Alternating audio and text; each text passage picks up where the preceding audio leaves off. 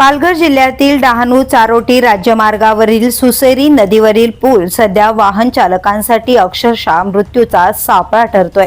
रानशेत वदना परिसरातील या पुलावर वारंवार अपघात घडत असून अनेक वाहने थेट नदी पात्रात कोसळल्याच्या घटना समोर आल्यात। यात अनेक चालक गंभीर जखमी झाले असून काही कुटुंबांवर उपासमारीची वेळ देखील आली आहे। या धोकादायक पुलाची अवस्था इतकी बिकट असतानाही संबंधित प्रशासन आणि सार्वजनिक बांधकाम विभाग मात्र पूर्णपणे निष्क्रिय असल्याचं चित्र आहे।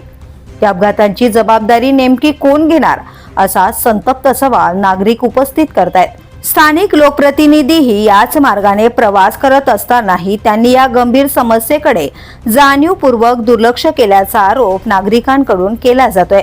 ठेकेदार आणि अधिकाऱ्यांवरही काम अर्धवट सोडल्याचा आरोप होत असून भ्रष्टाचारामुळेच पुलाचे काम रखडल्याची चर्चा रंगते। आणखी किती जीव गेल्यावर प्रशासन जागे होणार असा थेट सवाल स्थानिकांकडून केला जातोय। पुलावर सुरक्षेच्या कोणत्याही ठोस उपाययोजना नसल्याने दररोज प्रवास करणाऱ्या नागरिकांमध्ये भीतीचं वातावरण निर्माण झालंय।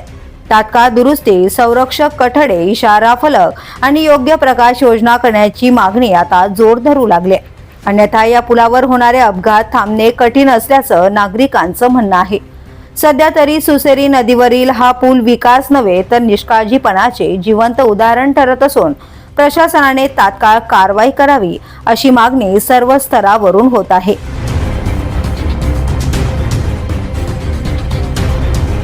द पोलीस न्यूज साठी माधव तल्ला, पालघर।